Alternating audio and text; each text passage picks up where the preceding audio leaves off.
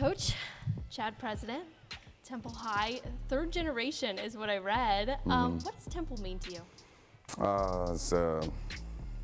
I can't even put it into words sometimes. You know, just being a kid, being born and raised from here and seeing a lot of great things happen, a lot of bad things happen, a lot of indifferent things happen. I think, it's like I tell people all the time, I'm getting paid to do community service for a town that I'm from. And so Temple means everything to me. I love representing this place and now truly getting to represent the high school football program. And so it's just truly a blessing.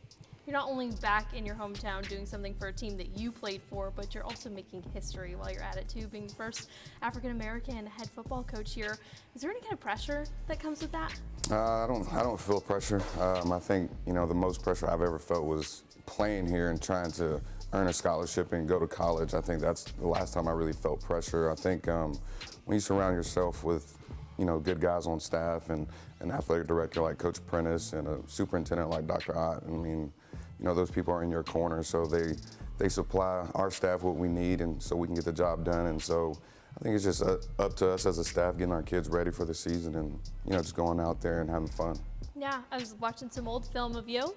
Saw you had quite a few touchdowns while you were here. Made it to the state championship. What was your favorite memory from being a Wildcat and playing as one? Oh, I would say the playoff run because going into the last district game, I kind of had an ACL scare because I didn't know if I was going to finish my senior year. But I think winning that first round of the playoffs, I think we played A&M Consolidated down at Texas State. And then we knew we kind of had a chance, and so we just kind of went on a run. The memories that stick with me the most are the pep rallies that we had throughout the community. And the last one we had here, we had a big bonfire kind of over there by the soccer field. So I think the pep rallies, and then just, you know, after the games in the playoffs, I kind of would talk to the coaches and their families, and I would kind of stand back and just watch the crowd, watch, you know, the cheerleaders, some of my teammates dancing with the cheerleaders in the band. And so I always took a step back and try to take it all in. And so I think all those memories sit with me, and I try to, you know, just get the kids to understand that that's the experience that you want, you know, and so it was fun. If I were to say the date, December 20th, 2014, what comes back to your mind when you think of it? I think the hotel, we stayed up there the night before, and that morning, you know, I woke up at 4 a.m. and just was ready to go. And then I think after the game, you know, I was graduating, like I was done with high school, and so I think that day, I mean, the game's the game, you know what I mean? You can sit there and watch back and watch the tape and watch the film, but I think, you know, just the overall experience of feeling, you know, this is your last game, and then once the buzzer goes off and it's like, oh, I'm graduating and I got to go off to college in 3 weeks. And so, you know, that date, you know, it was surreal just to have that opportunity to know I'm going to college. So that's what I remember about that day. If you could go back and tell that kid something, what would you say to him? Ooh, just keep being you.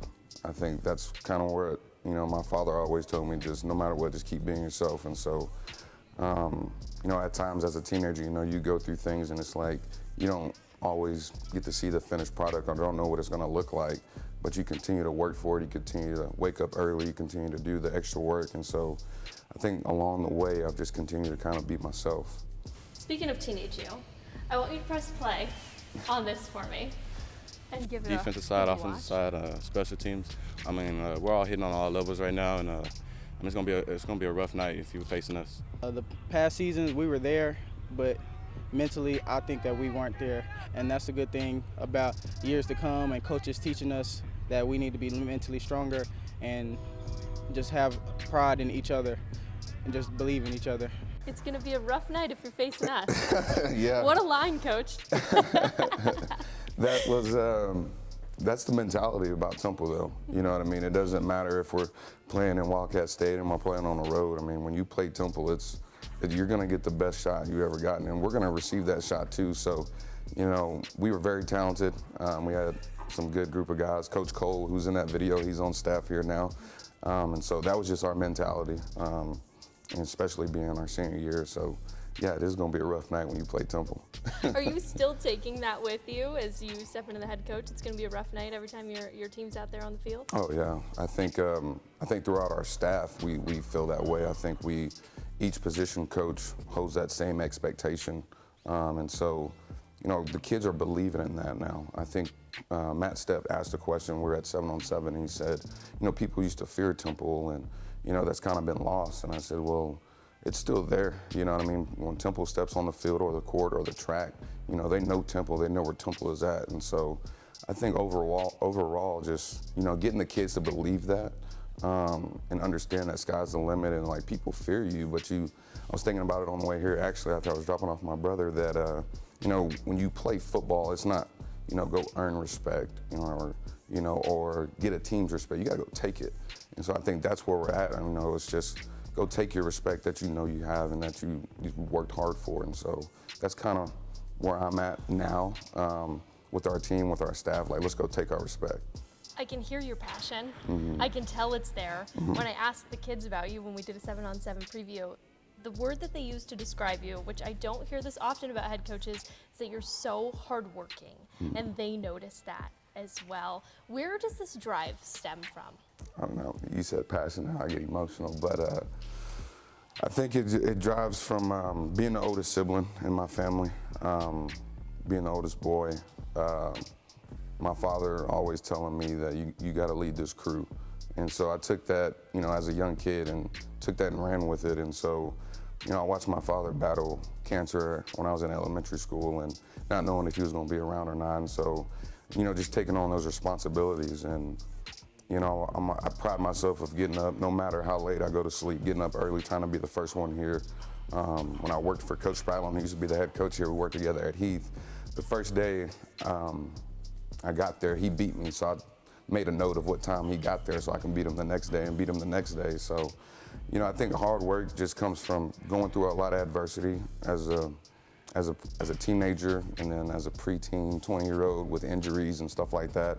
Having a kid at 18 years old, you have to go, like I said, you got to go take whatever you want in this life. And so I think, you put in the time, you put in enough work, but it can't just be like checking the box. You got to have that drive. And I think the biggest thing about it is like knowing my why. And my why was always to be the head coach here. And so, they say well, first day you get the job is the first day, your clock starts ticking. And so I'm going to try to control that clock as long as I can. You mentioned being an older sibling, same here, and also being a dad. How has being a dad helped shape you for this job specifically? I think it gives you a different perspective on kids in general. You deal with different personalities and how to deal with certain kids. And so, my daughter Mia, she's an energy ball. I mean, she'll talk your ear off, she'll sing your ear off, she'll dance in front of you. I mean, and so I think being a dad has, put a lot of things in perspective of, a lot of kids, that we have in Temple, they don't have that father figure all the time, or he's in and out, or whatever the case may be. And so, you're a father figure to a lot of people. And, one thing we try to do as a staff is bring our kids up here, bring our wives up here, to have them around. So, our kids can see and be a part of a true family, not just a part of a football program. And so, I think being a dad, it made me grow up faster than maybe I would have liked to. But, God doesn't put us in situations that we can't handle. And so, I think she means the world to me, and she loves the Temple Wildcats. I know that for a fact. But, just being a dad just, puts everything into a different perspective. And, that's kind of where that hard work drives from as well. Speaking of family, I know I'd mentioned third-generation Temple ISD product. Your grandfather played under the legendary Bob McQueen while he was here, and your uncle was in the state championship game in '92. Is that correct? That is correct. All right. So for you, when you think about your family's legacy here, what kind of legacy do you hope to pave based off of what they've started? I think just increasing it and adding more to the story. I think that's one thing that I try to pride myself on is, with withholding that name and taking that name even further. I mean, there's a lot of, my cousin who was the head basketball coach at Shadow Creek, he's now at UTSA as an assistant coach. I mean, there's a lot of our family that is in the coaching world or business world or doing great things or stuff like that. So I think it's just another part of our family legacy to, extend that tree and keep taking it further and further. And so, and set the bar for, my siblings or cousins and other relatives that, take pride in our name because, it rings through Temple. And so sometimes, it's a good thing. It's like that blessing and a curse type of thing. So, just try to uphold it and take it further. And that's, speaking back on my father, that's one thing he said, like, we did this, y'all got to take it here. And so that's a challenge in itself. But, I think just trying to be a good human and do things right is, what our family name really means to us. So I think just trying to take that to the next level every day. They laid the groundwork, now you build off of it, Correct, right? correct. Speaking of building off of that, you came back to Temple in 2024 on the coaching staff. You helped turn around the program from a 1-9 record to 7-4. What more can we expect with you being here on the sidelines? I think you can expect a respectful football team, a team that loves each other, the team that, is going to do things right. We're going to hold them to a standard, and if they can't follow that standard, we have a thing where we'll just pay for it, in a respectful way. But I think, the wins and the losses come as the seasons go. But I think, molding young men to be men one day and getting them to graduate, walk across the stage, and so they're prepared for life. I think that's the main goal for us is, we take care of business in the school and the community, everything should translate to the turf. And so I think, that's what you can expect. We don't try to say we're going to win 10 games. We don't try to say we just try to take it 1 week at a time. And so I'm fired up about this season. I'm fired up about the future. I mean, we've had over 100, 7th through 9th grade kids at SAC camp this summer. And so, they're excited too, and especially with a building like this and, a weight room like this and the meeting rooms we're gonna get and who else knows what's coming. I mean, we just got our new seats done in the stadium with the black tee on it. So there's just a lot of excitement going on right now, and I'm just blessed to be a part of it, honestly. The seats look really comfy, by the way. Yeah, they I know do. you probably won't be sitting there often, but. No, I'll probably sit there probably the night before we start two-a-days and take it all in, but they are awesome. I'm probably gonna go check them out here in a little bit. So. Speaking of taking it all in, when week 1 rolls around, you think about your hometown, stepping out on the field as the head coach for the first time. Have you really thought about what that moment might be like? No, I haven't. I wish I could. Only time it really hit me was, after I got named the head coach, and then we came back and they kind of announced it to the kids. It hit hard to see their reactions and the coaches' reactions. But no, I haven't thought about that. I haven't thought about what that was going to feel like. I know it's going to be a lot of emotions, a lot of, just appreciation for people that came before me, players, coaches. And so I haven't thought about that moment, but, that moment's approaching. And so I just hope, and I pray that we just go 1-0 that night. I know you will have a little support with your coaches on your staff, a lot of those guys who you played with. I know you mentioned one of the coaches already, Coach Cole. But how exciting is it to have a lot of your former teammates on the sidelines with you? I think it's great because, they know the expectation already, just from playing here. And, it's very similar to how we used to do things with under Coach Spradlin when he was our coach. But for the most part, there's some twists and turns to some things. But they understand the importance of Temple football, and they understand the importance of being a coach here on this staff. Because, it's like Coach Cole Martin, who played quarterback the year after I graduated. He's got married Saturday, and one of our position coach was there, Coach McGehee. And so just understanding the importance of that you have as a coach here. It's fun. We did the numbers the other day, me and our offensive coordinator. I think the average age for us is 30, it's like 31.8, something like that. And so, we're a young staff, energetic staff. I mean, you see Coach Clark over there getting his workout in, and so, I'm just glad he's on the back side of the right side of the river this time. But I think our staff with those guys and then some older guys or guys that have been in the college ranks or guys that we've promoted within from the middle school, it's just a good mixture. And, we like to have fun. We like to bring the energy. And then everybody's just on the same page. And I think you can't ask for a much better staff if everybody's on the same page. And, there's no hidden secrets. There's no, whispering behind closed doors or anything, so it just makes everything fun. Being a younger staff, do you feel like you guys are doubted a little bit? Oh, of course. I think being, one of the youngest head coaches at the 6A level, you're doubted a little bit. And so, and I think it makes us hungry. I think we all work well together of bouncing ideas off each other, helping each other out. So I think we're doubted a little bit, but that gives room for growth. That gives room for improvement, climbing up the ladder. We don't have it all figured out, but I know one thing for sure is, we bring the energy, we bring the fun, we bring the excitement to our kids. And so, it's like I tell the guys all the time, I'm not worried about anything that doesn't go on between these walls and these doors. Temple's a hard job, it's a high pressure job, but at the end of the day, this family inside these walls is what matters at the end of the day. I have to ask you about Jamarian Carlton. Mm-hmm. Guy's a beast. He's Four-star. Yeah. What are you looking forward to seeing him out of his last season? I think just leaving it all out there. I think, I've had a conversation with him, coaches at F2. It's like, you're going to pick any school in the country you want to go to.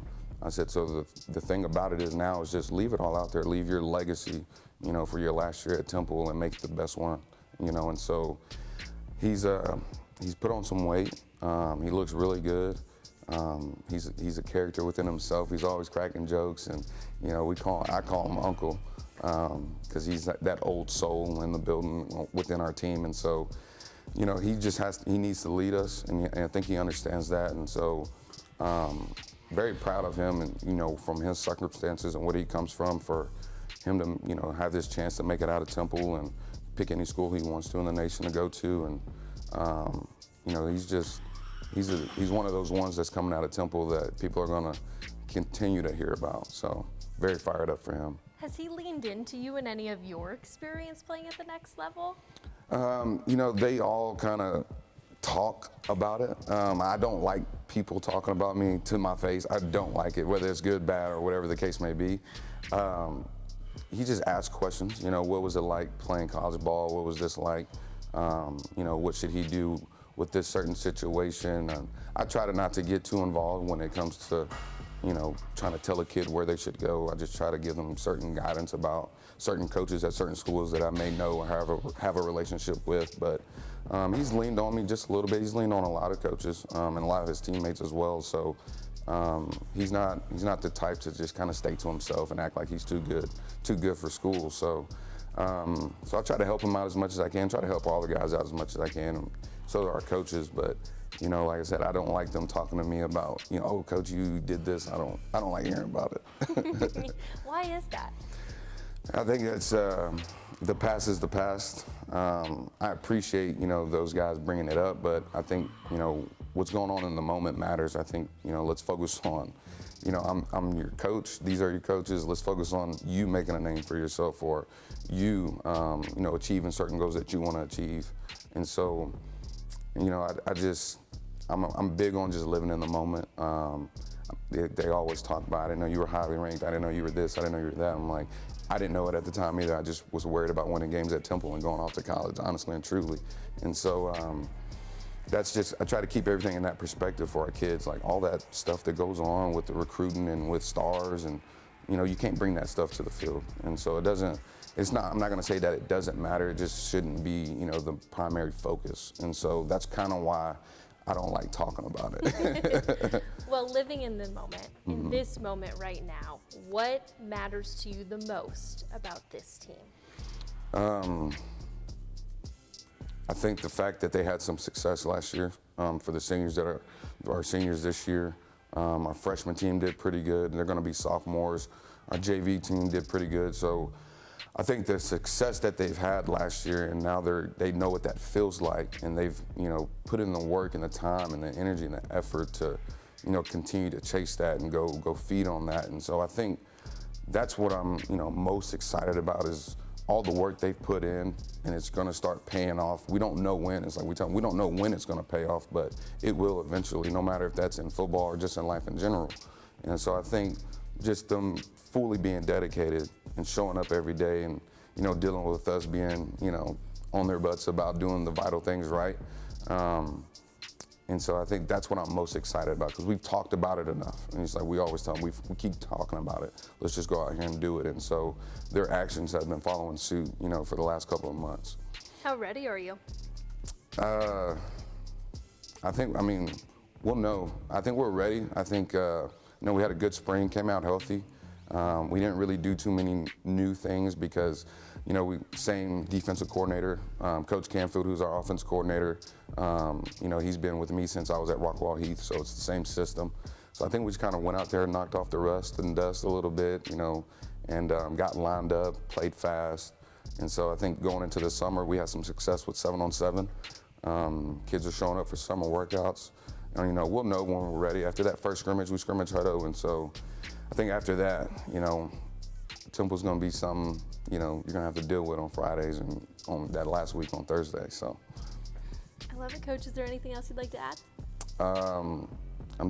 One thing I would like to add is just the appreciation that I have, I don't like to say my staff, but my staff of coaches, and I'm very thankful for them and their time. And some of those guys, been other places or been in situations where some of them thought about getting out of coaching. And so with this whole new excitement with new facilities and Coach Prentice being our new athletic director for this going on his second year, Temple's kind of changing in a good way athletically. And so I'm very thankful for everybody. I'm thankful for Coach Karbonik, our head athletic trainer. She deals with us the most, and she's kind of like all of our bosses to a certain degree. But I think that's my thing is I'm just very thankful for everybody that's involved right now, and so I wanted to say that before we end. So Thank you so much for I saying it. appreciate They you. deserve that shout out too.